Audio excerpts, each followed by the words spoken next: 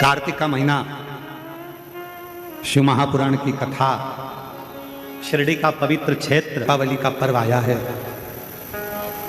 कोई भी त्योहार आए, कोई भी पर्व आए,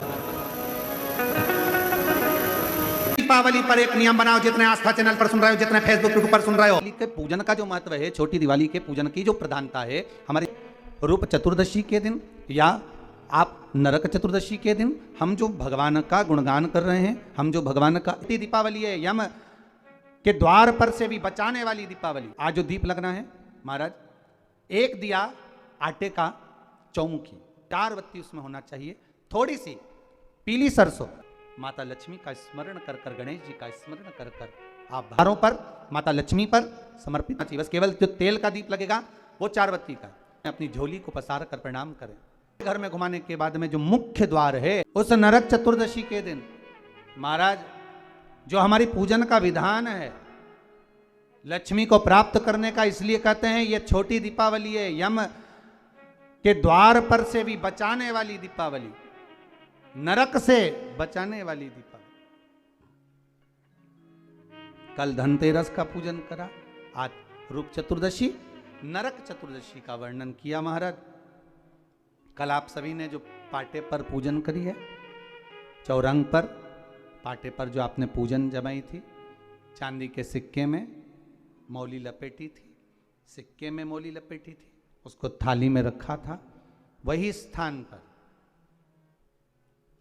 वो थाली अगर आपने उठाकर अंदर रख ली हो या कहीं पर विराजमान कर दी हो, उस थाली को कहीं विराजमान कर दिया हो, तो आज फिर पुनः वही थाली वापिस सुंदर गोबर से लीप कर या जल से उसको पोंछ कर वहाँ पाटा रखें, चौरंग रखें, चौकी रखें महाराज। उस पर वापिस पुनः लाल वस्त्र बिछाकर उस थाली को वापिस वहीं रखें। आज जो दिए लगना है, आज जो दीप लगना है महाराज, एक दिया आटे का चौमुखी, 4 बत्ती का दीप लगाएं। उसमें चाहे तो सरसों का तेल डाल लें, तिल्ली का तेल डाल लें, चाहे तो उसमें मीठा तेल डाल लें, और 4 बत्ती उसमें होना चाहिए। थोड़ी सी पीली सरसों, अगर पीली सरसों हो तो पीली सरसों, नहीं हो तो काली सरसों उस दीप के अंदर डाल दीजिए महाराज। एक घी का दीप लगाएं। फिर ध्यान दीजिएगा, घी का दीप जो कलदार रखे हैं, लक्ष्मी जी का जहां पूजन कर रहे हो, लक्ष्मी जी का सीधा हाथ घी का दिया होना चाहिए। तो आपका कौन सा हाथ हो गया? उल्टा हाथ। लक्ष्मी जी का उल्टा हाथ, वहां पर रखो चौमुखी दीप, और महाराज जल का छींटा देकर उन जो सिक्के रखे हैं, जो लक्ष्मी जी रखी है, भगवान का जहां पूजन कर रहे हो, उस पर जल का छींटा देकर सुंदर भाव से माता लक्ष्मी का स्मरण कर कर, गणेश जी का स्मरण कर कर आप भाव से महाराज जल का छींटा देकर सुंदर वस्त्र अर्थात मौली, कलेवा जो भी आपके पास में हो समर्पित कर कर भाव से रौली, मौली, चंदन, अबीर, गुलाल, मेहंदी, जो भी सामग्री पूजन का साहित्य आपके पास में है, वो उन कलदारों पर, माता लक्ष्मी पर समर्पित कर दें। 5 अमरबेल के टुकड़े, 5 कमलगट्टे, 5 हल्दी की गांठ उस पर समर्पित कर दें महाराज। माता लक्ष्मी को मीठे का भोग लगा दें, और भोग लगाने के बाद में माता लक्ष्मी को प्रणाम कर कर सुंदर जो चौमुखी दिया आपने बनाया है, उसको तो वहीं रखे रहने दें। जो घृत का दिया बनाया है, घी का जो दीप लगाया है आपने 1 बत्ती का, उसमें 4 बत्ती नहीं होना चाहिए, बस केवल जो तेल का दीप लगेगा वो 4 बत्ती का, घी का दीप 1 बत्ती का, उस 1 बत्ती के दीप को लेकर माता लक्ष्मी जी की आरती करें महाराज।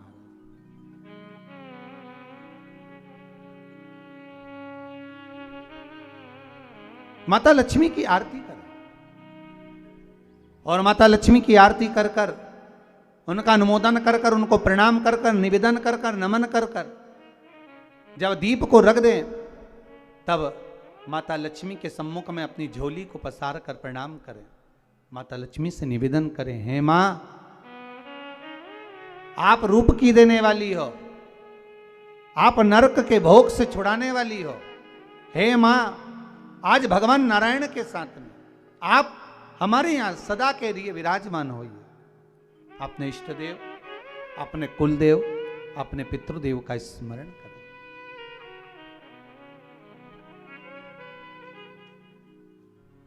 नमन करें, प्रणाम करें और निवेदन करें माता लक्ष्मी से, हे मां, ये आपकी ही कृपा है जो आज आप मेरे घर में आई हो। ये आप ही की कृपा है जो मैं आपकी सेवा कर रही हूं, पूजन कर रही हूं, अर्चना कर रही हूं। माता को हो सके लाल पुष्प उन सिक्कों पर, क्वाइन पर जो पूजन करी है उस पर समर्पित कर दे। महाराज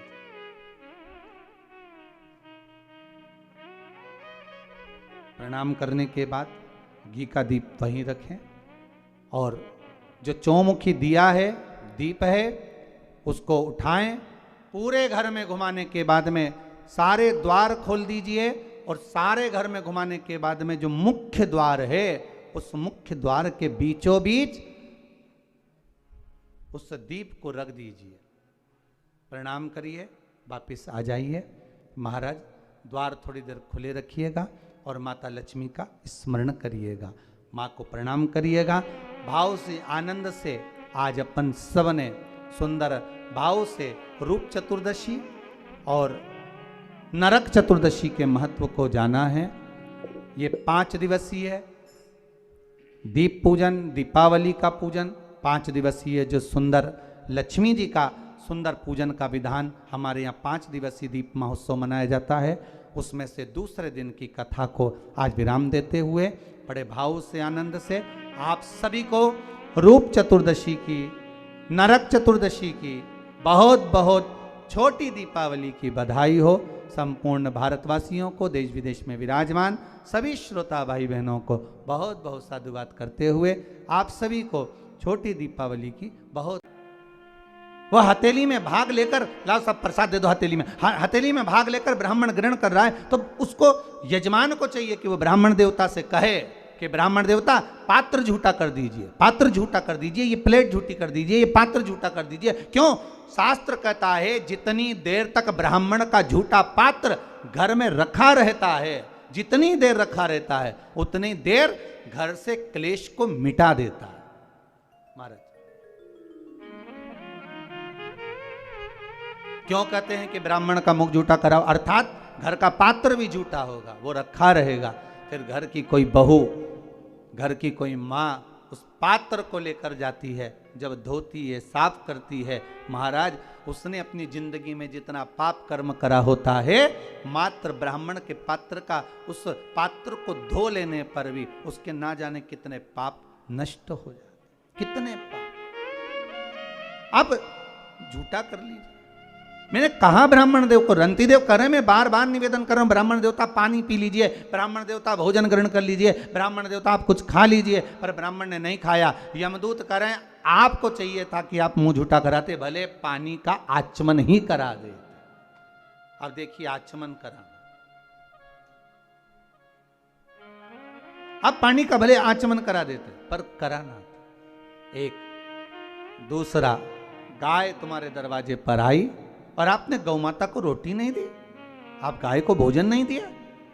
रांती देव बोले महाराज आप ये गलत कह रहे हैं कि मैंने गाय को रोटी नहीं दी।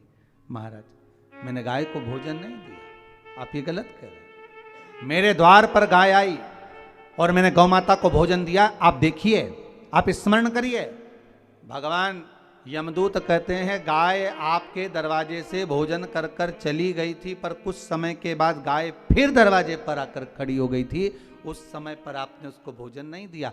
महाराज जब एक बार दे दिया तो दूसरी बार कैसे देते? यमदूतों ने कहा परमात्मा एक बार आपको सुख दे देता है और उसके बाद परमात्मा आपको सुख देना बंद कर देता है, तो क्या आप परमात्मा से वापिस सुख नहीं मांगते? क्या परमात्मा से वापिस सुख नहीं मांगोगे?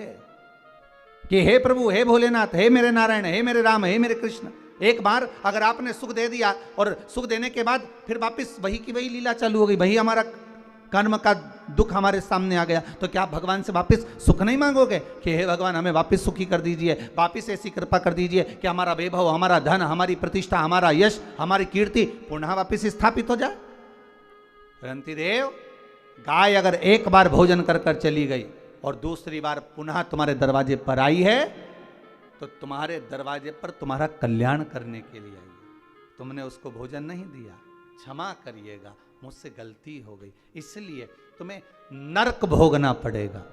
रांति देव ने कहा, नरक अगर भोगना तो मेरा पुण्य कहाँ गया वो बताओ। पुण्य तुम्हारे सामने, तुम्हारे पुण्य के बल पर मांगो। तुम बैकुंठ का भोग भोगोगे कि कुछ और मांगना चाहते हो? इतने में रांति देव ने कहा, अगर मेरे पुण्य का भाग देना चाहते हो तो केवल मेरे जीवन में 1 वर्ष के लिए मृत्यु को टाल दीजिए। 1 साल मेरी मौत ना हो, मेरी मृत्यु ना हो। 1 वर्ष? हाँ, क्या करोगे? रांति देव ने कहा, जो नहीं कर पाया वही करूंगा, आप 1 वर्ष के लिए मुझे पुनः मेरा जीवन दे दो। भगवान यमदूतों ने कृपा करी और यमदूत उसको छोड़कर 1 वर्ष के लिए दे दिया उसका पुण्य का भाग। रांति देव नरक को जीत लिया,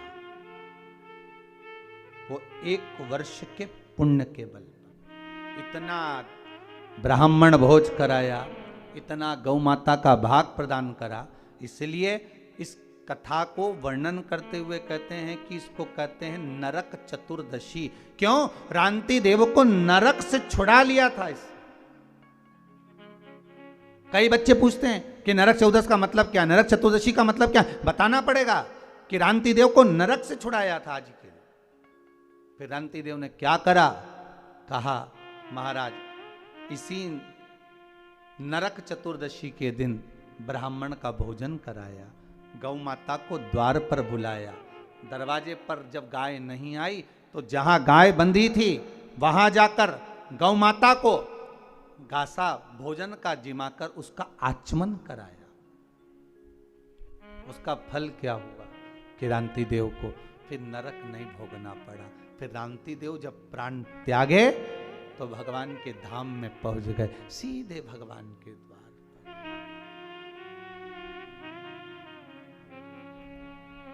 सीधे भगवान के द्वार। और महाराज, जब जीवन में परख हो जाए, जीवन में अगर परख हो जाए तो जीवन का सुख ही दूसरा है। इसलिए कहते हैं ना महाराज, ऐसो कोई नहीं रे या हीरा को परखइयो राम, कोई नहीं रे, ऐसो कोई नहीं रे, ऐसो कोई नहीं रे, या हीरा को पर। रूप चतुर्दशी के दिन या आप नरक चतुर्दशी के दिन हम जो भगवान का गुणगान कर रहे हैं, हम जो भगवान का स्मरण कर रहे हैं, हम भगवत चरणारविंद का रसस्वादन ग्रहण कर रहे हैं, उसका एक आनंद सुख, उसकी भक्ति का सुख एक अलग है। महाराज क्यों कहते हैं इस छोटी दीपावली को नरक चौदस, नरक चतुर्दशी? क्यों कहते हैं कि कार्तिक महीने में कृष्ण पक्ष की जो चतुर्दशी है वो नरक चतुर्दशी कहलाती है? उसका कारण क्या है? हम सब तो हमेशा सुनते रहे कि ये नरक चतुर्दशी है। घर के बच्चे भी हमसे पूछेंगे, माँ नरक चतुर्दशी का मतलब क्या है? तो एक भाषा में तो अभी आशीष जी ने कहा कि नरकासुर का संहार किया भगवान ने, इसलिए नरक चतुर्दशी का वर्णन आ गया।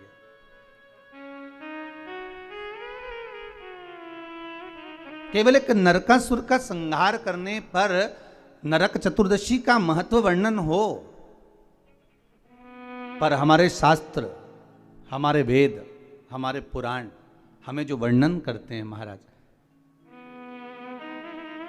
एक सुंदर नगरी में रांतिदेव नाम का एक राजा निवास कर रहा है। बड़ा सुंदर भाव है महाराज उस रांतिदेव का।